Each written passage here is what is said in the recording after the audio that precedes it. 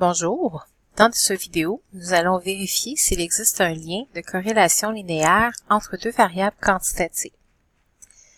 Tout d'abord, nous avons deux variables à analyser, soit la variable âge, qui va être notre variable indépendante, et notre variable tension émotionnelle, qui sera notre variable dépendante. Tout d'abord, nous aurons besoin de nommer les plages qui contiendront les informations. Alors, débutons avec la variable âge. On commence par sélectionner les chiffres qui constituent cette variable. Et ensuite, dans la zone de nom, nous allons nommer la plage, donc plage âge. Ensuite, nous allons faire de même pour la variable tension émotionnelle. Donc, on sélectionne les 7 valeurs de la variable. Et ensuite, dans la zone de nom, nous allons nommer cette plage tension. Toujours penser à valider l'information en appuyant sur Enter, sinon Excel n'enregistre pas le nom de la plage. Maintenant, nous allons créer le nuage de points pour représenter graphiquement le lien entre la variable âge et la tension émotionnelle. Alors, la première chose à faire, c'est de sélectionner la plage de chiffres. Donc, sélectionnons tous les nombres de 26 à 16,9. On clique sur le ruban Insertion et dans le groupe des graphiques, nous allons sélectionner un nuage de points. Il est important de sélectionner le nuage de points seul, dont les points ne sont pas reliés ni par des courbes, ni par des segments de droite. Donc, on sélectionne le premier nuage de points et nous avons maintenant notre graphique. Par la suite, il nous faut mettre en forme le graphique, donc ajouter le titre des axes, le titre du graphique, etc. Donc, c'est ce que nous allons faire. Une fois votre graphique mis en forme, on devrait retrouver les titres des axes, donc tension émotionnelle pour l'axe vertical, l'âge en années pour l'axe horizontal, le titre du graphique surmonté d'un numéro, donc ici figure 1 avec le titre variable Y selon la variable X, le lieu et ensuite la date. Et pour terminer, s'assurer que la zone graphique occupe le plus grand espace possible en modifiant la graduation de chacun des axes. L'étape suivante, nous allons calculer les paramètres de la régression linéaire, soit le coefficient de corrélation R, le coefficient de détermination R2, la pente M et l'ordonnée à l'origine B. Alors, nous allons calculer ces informations avec les formules. Pour pouvoir utiliser les formules, on a besoin de différentes informations. Regardons la première information qui nous sera utile, c'est-à-dire la somme des x, y. Donc, ici, on va multiplier chacune des valeurs de x par son homologue y et ensuite en faire la somme. Alors, on va se rapporter au tableau 1 juste ici. Alors, nous allons multiplier nos x et nos y. On fait le calcul à la main, égale. Ensuite, on vient cliquer sur notre valeur de x. Avec l'astérix, on indique une multiplication. Et ensuite, on clique sur la valeur d'y. On valide le tout. Alors, on obtient notre premier produit XY qui est 260,0.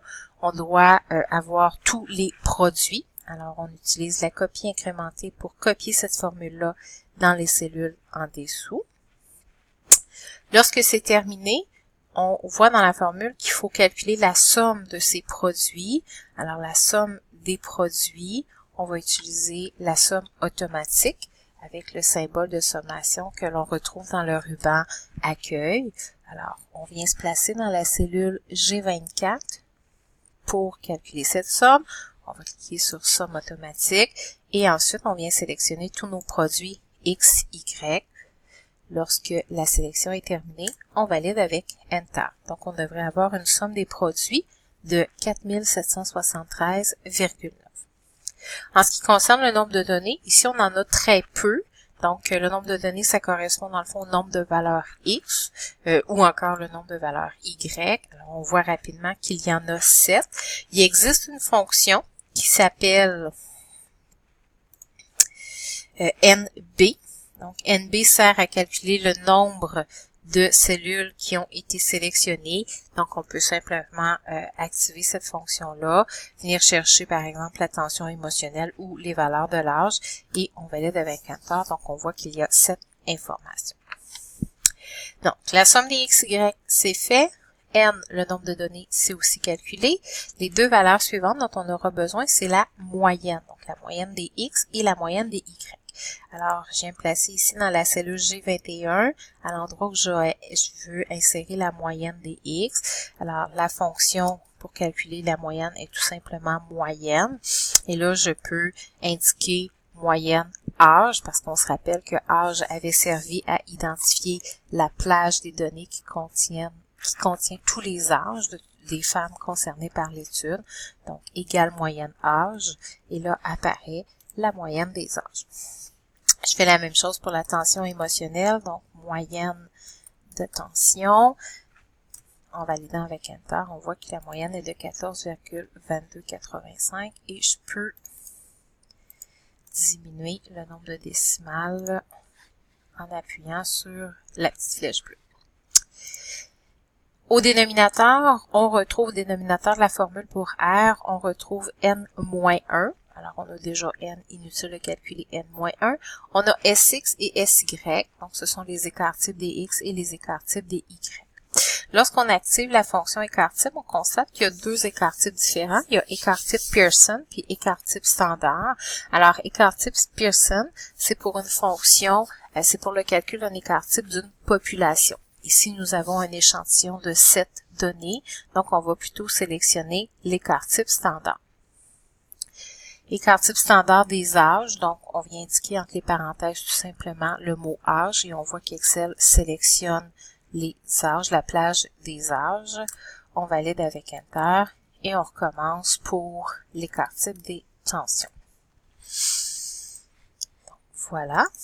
Nous avons toutes les informations nécessaires pour les insérer dans la formule. Ce qu'on va faire un petit peu plus bas ici dans la cellule G28 pour vis-à-vis le coefficient de corrélation. Donc, il n'y a pas de recommandation particulière, si ce n'est que on doit indiquer à Excel qu'il y a une priorité d'opération, c'est-à-dire qu'il faut calculer le numérateur au complet avant de le diviser par le dénominateur. En ce qui concerne les autres opérations, Excel va tout simplement appliquer la priorité d'opération. Donc, il n'y a pas de précaution particulière à prendre. Donc, on veut indiquer à Excel de multiplier de calculer tout le numérateur avant de diviser par le dénominateur. Donc, on ouvre une parenthèse et là, on vient chercher les informations pertinentes, somme des x, y. Alors, on va cliquer sur notre 4773,9 moins n, alors, moins 7, on va cliquer sur le 7, fois moyenne des x et moyenne des y. Et il est très important maintenant de refermer la parenthèse pour indiquer à Excel que ce calcul-là doit être fait en priorité. Ensuite, on divise par n-1. Ici, je peux simplement entrer à la main le 6 fois l'écart-type des x fois l'écart-type des y et on referme la parenthèse pour indiquer encore une fois la fin de notre dénominateur. Je vais aller le tout avec Enter. Alors, on voit ici le coefficient de corrélation 0,8354. On poursuit maintenant avec le coefficient de détermination. Pour celui-là, c'est très simple. C'est simplement le coefficient de corrélation on va élever au carré.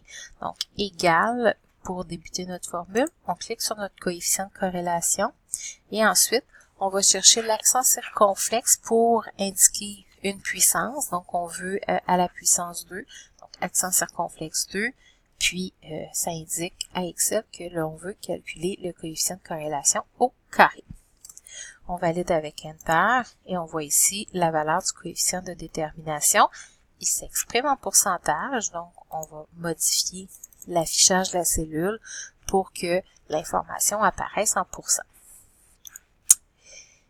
La pente, donc on peut constater que la formule de la pente est très semblable à celle du coefficient de corrélation, si ce n'est qu'au dénominateur, on va simplement mettre l'écart-type des x au carré. plutôt que de multiplier les écarts types des x et des y. Alors, je fais le calcul, égal, j'ouvre une parenthèse pour indiquer le début de mon numérateur, somme des xy, moins n fois la moyenne des x, la moyenne des y, et je ferme ma parenthèse pour indiquer la fin du numérateur, et je divise par, ouverture de la parenthèse, n-1, donc qui correspond à 6, et l'écart type au carré, encore ce qu'on appelle la variance, donc on va cliquer sur l'écart type des x, et on met l'accent circonflexe suivi d'un 2 pour indiquer le carré.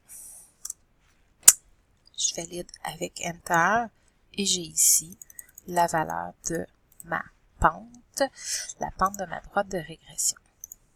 Reste plus que l'ordonnée à l'origine, donc moyenne des y moins la pente fois moyenne des x. Alors, égale moyenne des y moins la valeur de la pente 0,15 fois la moyenne des x. La valeur de l'ordonnée à l'origine est de 7,57. Il ne reste plus qu'écrire l'équation de la droite. Ici, il n'y a pas de formule prédéfinie qui va afficher l'équation. Il faut l'entrer à la main. Alors, c'est y qui est égal à la pente 0,15 fois x, donc 0,15x plus 7,57. Voilà, nous avons terminé la partie avec les formules.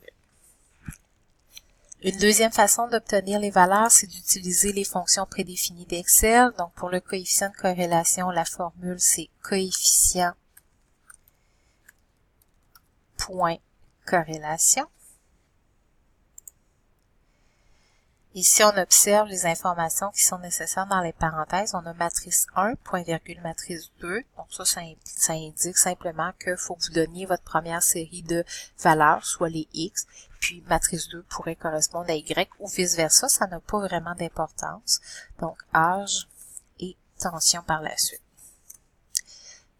On constate que la valeur du coefficient de corrélation est la même que celle obtenue précédemment. On poursuit avec le coefficient de détermination. Donc, la fonction s'appelle coefficient de détermination. Ici, pour cette fonction-là et les deux suivantes, il faut être très vigilant parce que si on observe dans la parenthèse, l'information qu'on nous demande de donner en premier, ce sont les valeurs des y. Donc, y connu suivi des x. Alors, il faut ici entrer la tension en premier, suivi de l'âge par la suite. Pour la pente, donc la pente, la fonction s'appelle tout simplement pente. J'ai oublié le coefficient de détermination de l'exprimer en pourcent. Donc, je reviens à la pente. Alors la fonction pente, encore une fois, demande les y en premier suivi des x. Alors ce sera la tension suivie de l'âge. Et la même chose pour l'ordonnée à l'origine. Les y en premier, donc tension suivie de l'âge. Voilà, nous avons obtenu les valeurs des 4 paramètres à l'aide des fonctions prédéfinies d'Excel.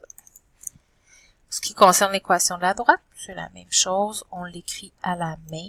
Donc, je peux simplement faire un copier-coller. Il m'a changé la valeur de l'ordonnée à l'origine. Dernière étape, c'est avec les options du graphique. Donc, on peut afficher directement les informations sur le graphique. Alors, on doit activer le graphique. Ensuite, dans l'onglet Création de graphique, on vient cliquer sur Ajouter un élément. Dans l'avant-dernier, dans le menu qui apparaît, on va sélectionner l'avant-dernière option, courbe de tendance. Et là, on va activer Autre option de la courbe de tendance. Et dans les choix qui nous sont offerts, on va cliquer sur le petit histogramme. On vérifie que c'est bien l'option linéaire qui est activée, ce qui est le cas ici. On voit d'ailleurs la droite qui est apparue. On pourrait sélectionner les autres options si on voulait, par exemple, avoir une modélisation exponentielle ou polynomiale, etc. Ici, on va y aller avec le linéaire. Et on va aller activer, afficher l'équation sur le graphique, ainsi que afficher le coefficient de détermination. Donc, on voit les informations qui sont apparues. C'est ce qui termine le tutoriel sur la corrélation linéaire.